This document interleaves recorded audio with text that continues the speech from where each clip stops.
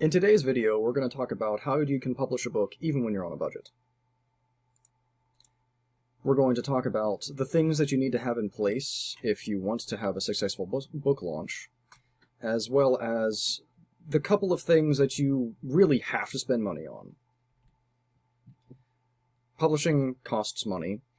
You can pay a hybrid publisher, which we talked about more detail as to what that is in our previous video. You can buy a package from them and they'll do a bunch of stuff for you. Or you can pay for individual services / do a bunch of stuff yourself. Exactly. And that's what we're going to be talking about today. Some of the things that you will definitely need that you don't necessarily have to spend money on would be a book coach or a consultant or some kind of training. You can go, you might be doing it right now, watching a bunch of YouTube videos, learning about how to publish a book and how to make some money doing it. I myself started off doing that, and you can get to a certain place, you can have a fairly decent idea of what's going on, but eventually you get to the point where everybody's kind of saying the same stuff over and over again.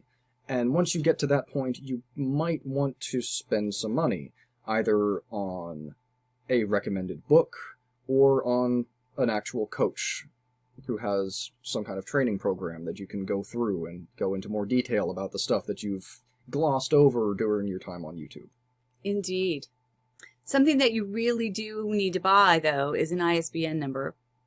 An ISBN is like the barcode. It's the information that identifies this book and how it's different than that book over there, okay? And so every book needs to have one. Every book in print needs to have one. And every different format of a book has to have its own ISBN number. They are purchased from Bowker. You can buy one. If you're only writing one book and you just want one ISBN number, you can pay $125 and get that single ISBN. Or if you're going to do multiple books, like a series or something, you might want to buy 10 at a time for $295. The more you buy, there are bigger packages than that, the less they become per ISBN number. But these are these are hard numbers, okay? Like and you definitely want to get them from Bowker if you're buying an ISBN. You don't want to buy them from some third-party person because they would actually then own that ISBN and therefore potentially the product that you're putting together, the book that you're putting together. So you want to go direct to Bowker and get your own.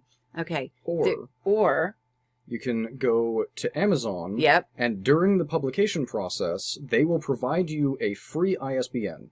That means they own it. They are now acting as your publisher. They own the rights to the book, but you didn't have to spend $125 on the single book that you were publishing. Exactly. But you cannot print it any other way. You have to, you're now married to Amazon, and you can only publish it through Amazon because they own that ISBN. And because that's true, most of us choose to have our own. Okay. The next thing you're going to want is an author website and a social media platform. And an author platform just means all the places that you're on social media and have followers, as well as your email list. Okay. So building a social media platform building an author platform is very, very important in selling books. And so the cost of a website and the cost of putting together graphics and things for social media and having a banner at the top of your pages and having, cute images that you include in your different posts. And then, also with an email service, there are free services out there. Some of the most popular, like I've tried them all. I've been literally making websites and helping people with their online strategies and things since 1996, right? I've seen it all. I was around before Google was around, okay? And there's a lot of different email services. There are some free. People tout a couple of free services a lot, and they're really pretty hard to work with, and they're compared to some paid services, they kind of suck. Okay, now that's not true of all of them, but one of the most popular ones, it definitely is true, and we'll talk about all that in another of our videos. The other thing is promotional websites, and they're different than your own website. Okay, promotional websites for books, there's free ones and there's paid ones, And so when you're ready to launch your book, or if your book is already out there and you want, sales have died down maybe, or you're just not selling as many as you want to, you reach out to these promotional websites, and they have huge mailing lists of readers interested in specific genres. And if your book falls into a particular genre that particular promotional website has a list for, you can pay them money and they will announce it to their list, and it does cause more sales for a lot of people. And so, but there's fees involved with that, and it's a different cost depending on the service that you're using or the package that you buy with them, so it also is a cost. Interior design of your book, right? When you open a book, I have a book on my desk, and if I open it up, you look at this book, and there's margins on the outside, there's margins on the inside, the top and the bottom.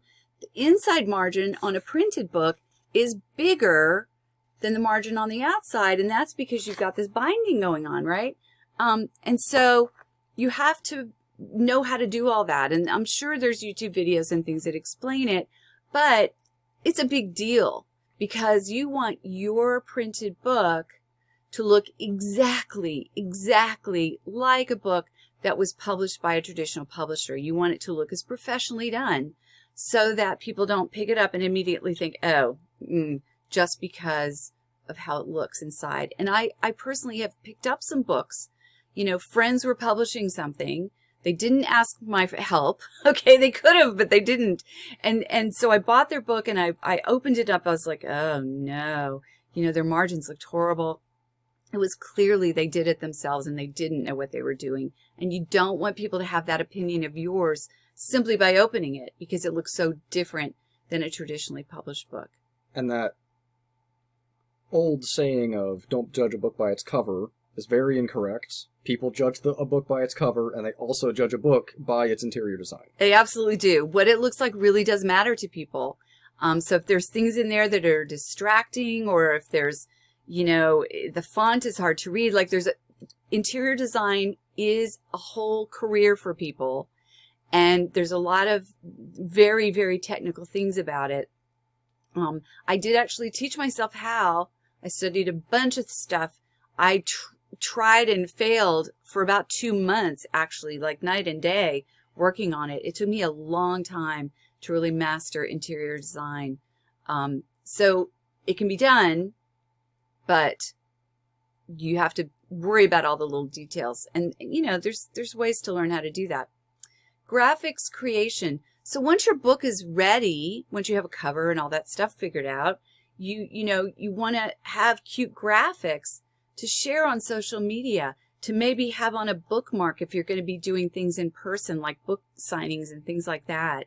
Or if you have a local library or a local bookstore, if you have bookmarks made, some of them will let you have a stack of them there, kind of as a little ad for your book that you've done. So graphics are really, really important in book promotion. And so that, if you're not a graphic designer and you don't have ways of doing it yourself, or you don't really think you have the skill set to learn, it is a place where you're going to be spending a little bit of money. Now there's some places out there that make it not that expensive, but it is a cost involved.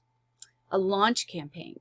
So if one of your goals, being a published author, is to become a bestseller, then you have to do what's called a launch, okay? And it takes months to prepare, to do it well.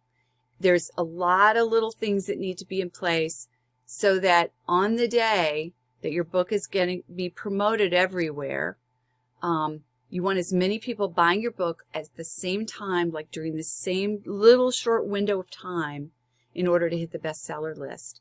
And to put all that together, to manage that, to know what all the pieces are, to organize it, to help make sure it all happens, there are people that their entire business model is around doing launch campaigns for authors. I had one company, I was doing a multi-author book collaboration that I was leading, and I decided, wouldn't it be nice to let us just pay someone to do the launch campaign for us? Because it's a lot of stuff. It's very involved. It's very exhausting for me. And, let's just see what kind of quote we would get. The person I reached out to came back with a quote of $3,000 to just do a launch campaign. And I thought, you know what? I'm going to figure out how to do this myself. Right? And that's what I did. And our book did very, very well. In fact, now 8 or 9 years after it got launched, it's still selling really well. So, there's a way to learn it yourself. Amazon and social media ads. What a lot of people do is they run ads. They run them on Amazon. They run them on Facebook and different places.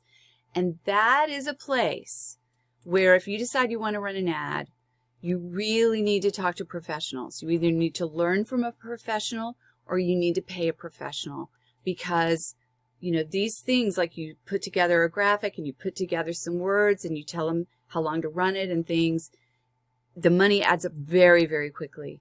So if you don't know what you're doing and those ads don't convert people from seeing it to actually buying the book, you can lose a lot of money really quick. And so that's why they really recommend you pay professionals for that, or at least you get some professional training or guidance. And with that, on Amazon, they make sure that the ad's working before they start emptying your bank account.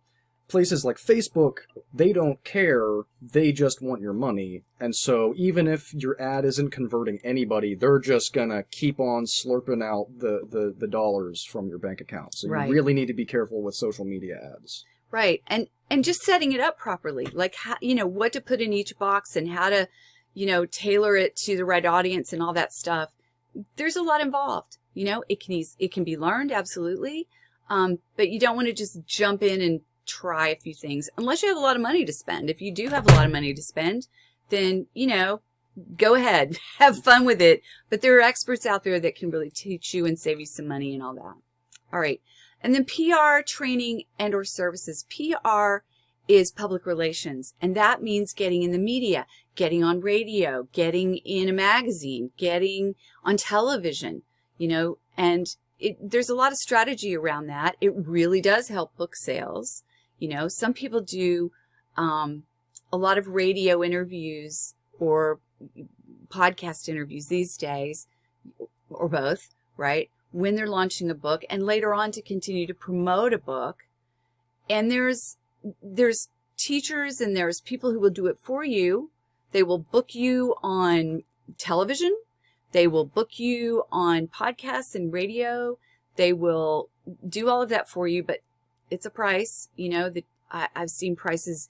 I think the normal price, and this could be, I haven't looked at it in a few years, but it's like $4,000 to $5,000 a month, and you're supposed to do that, for at least 3 months. 6 months is even better. So it's an investment. There are some really great trainers out there, and so learning how to do some of it yourself, like how to do a press release, how to promote or pitch. It's called pitch the media. Those are really great skills for any author to learn. Yeah. But they cost something. Whether you're going to the training or you're paying someone to do it, you don't have to do PR. You don't have to. But it will definitely sell more books. Now, as promised at the beginning of the video, we're going to talk about the two things that you really do need to spend money on. And those are editing and cover design. Editing has 3 different types. There's developmental, copy editing, and proofreading. Developmental editing is more important for fiction, but it also can be important for nonfiction. Developmental editing is looking at the overall structure of the book. Do you have your 3-arc structure? If you're following the hero's journey, do you have the different pieces of the hero's journey in the proper location? Does each scene lead into the next scene? Are there any pieces where it's just lulling and it's boring and you just accelerate and just have a bunch of crazy stuff happen all at once and then it just dies off for 100 pages? Those things are fixed in a developmental edit. Right. And also, for nonfiction, you still need some developmental editing. I had one of my first editors. She basically said, you don't even find your voice until page 40. And I knew she was right, because I knew from reading the book myself that the first couple of chapters were really kind of dry and boring, and I didn't know what to do to fix it. So she mentioned that, you know, you don't find your voice until page 40. And so I looked at what was on page 40, and that's the first time I told a story. So what I did is I just took that story on page 40 and I brought it up front, and I started adding more personal stories into my whole nonfiction book, and it really radically made the whole thing much better. So developmental editing also can help there. Copy editing is a little bit more narrow in its scope. It looks at how are the paragraphs structured? Do they flow well? What is, you know, is the sentence structure working? Does the whole thing make sense as you're going through? Proofreading is even more narrow. It's focusing specifically on grammar. Are you using the correct words in the correct locations? Are you doing run-on sentences? All kinds of stuff like that. Right. And are you spelling words correctly and all that sort of thing? Yeah. And then with cover design, you need to have a professional-looking cover. And the best way to do that is to have it be done by a professional. Absolutely. There's a lot that goes into a good cover. You can't just find a cool picture that you like and slap some words on it and say, hey, that's good. There's an entire art form to it and a science to it. And there are, as we've stated with a few other services, entire professions built around designing covers for books. And sometimes it's designing covers for books just in a specific genre, right? Because he's into fiction and I'm into nonfiction writing, okay? And so I would never go to a book cover designer that makes a fiction cover book for my nonfiction work, because that's not what they know. That's not what they do. And what you want with a great cover is you want it to look like it fits in with the right genre. You want people to know immediately upon looking at it what kind of book it is. Yeah, you want it to be able to be in a lineup of the best within the genre, and it's just sitting there, and it doesn't look out of place. Right. It looks like it belongs. Exactly. And that doesn't happen by just playing around yourself. No, it doesn't. Does not. Again, it can be learned, but it takes a lot of time and energy, and you need to kind of be artsy mentally, like have some graphic design ability, and that not all authors do, right? Now we're at the end of the video. If you liked it, go ahead and leave a like. It helps the channel out. Also, if you have any questions about what we covered today, go ahead and leave a comment, and we'll get to you as quickly as we can. And also, go ahead and hit the subscribe button and the bell icon so that you can get notified when our next video comes out. Indeed. In the next video, we're going to talk about how to publish a book even if you have a day job. All right. See you then.